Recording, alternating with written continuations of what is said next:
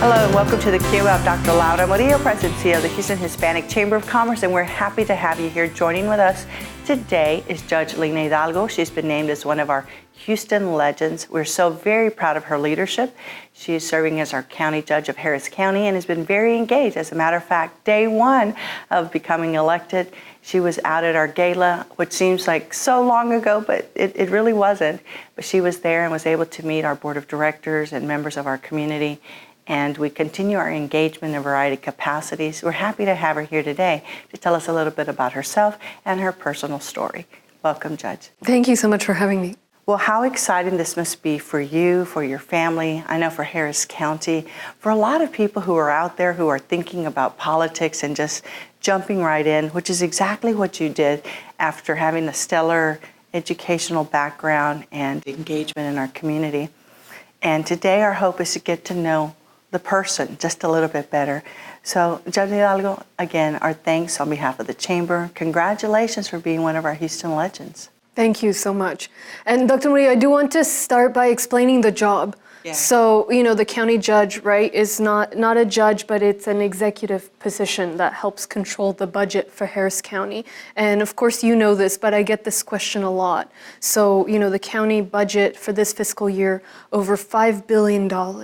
And it deals with everything from roads and bridges to flood control to our public hospital system, our port. I mean, we support and appoint that board, but, many aspects of what affects lives in Harris County. And so that's what this position is about. It's a very big job, a very important one, and we know that it comes with a lot of opportunities to change lives, to impact what Harris County will look like, responding to emergencies. We saw you immediately respond with the team with various explosions that we've had, and so being ready for anything that happens in Harris County is part of what you and the team do along with the other commissioners. So we thank you for that service. For people who don't know you, tell them a little bit about yourself. Where did you grow up? Where did you go to school? What did you study? So I was born in Colombia, in Bogotá, the capital, during the drug war. It was a dangerous time. A bomb went off a few blocks behind our house, and my parents decided, it was better for us to leave. So my dad got a job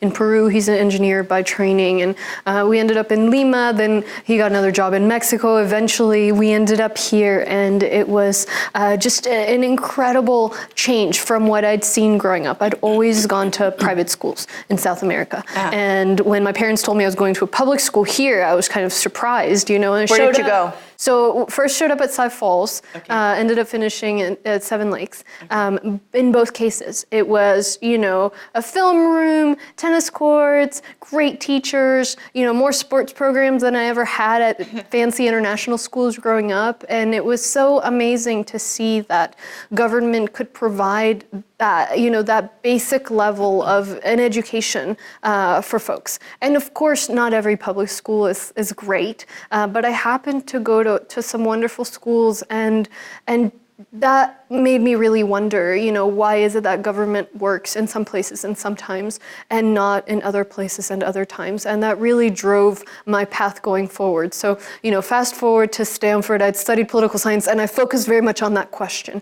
How do you build a government that is accountable, that delivers to the community? I studied uprisings, I studied, building an accountable civil service and how it works in certain places and not in others. And that question followed me. It gave me kind of the academic framework to look at the experiences I'd seen growing up when I saw corruption and then I saw government working. Mm-hmm. So that experience then positioned you as you looked at races here in Harris County and Houston. Was it a strategic move on your part, like county? Did you always realize that or figure that was where you wanted to be? Or was it Houston, or could it have been school board? Was it just a matter of the timing? What all went into that decision for you? So first of all, I never thought I'd run. So straight after out of college, I went to work in Southeast Asia. I was doing international development work, working on freedom of expression with bloggers, journalists, artists, trying to tackle hate speech, trying to build professional journalism in these developing countries. Yes. And then I'd gone to work on civil rights issues, kind of pushing from outside the system. Okay. After the 2016 elections, I'm one of the women that decided I could make change from the inside. And the question for me me was, where can I have the most impact? I knew that the county had this massive budget. I'd worked around criminal justice, healthcare access in our community and seen the major gaps. You know, folks only being able to access mental health care in the jail, 2 500-year floods in 2 years by then. And I thought, you know, people think of the county as this amorphous force, perhaps roads and bridges, but it has so much more than it can do. You know, the entire justice system is funded, the jail, by the county, the courts, all of that, our juvenile justice system. We must be able to do something. And so I was researching all sorts of positions, and I found this one that seemed to have just flown under the radar. And I stepped up. You know, I had nothing to lose. I was doing my master's in public policy at Harvard. I was studying law. I was sort of had gone back to school thinking I'd go back out and be an advocate and support the folks, you know, pushing for a better system. And then I just decided, you know, sometimes you can have more impact from the inside. And so that's when I decided to run. Thank you. We'll be right back with more from Judge Lina Hidalgo.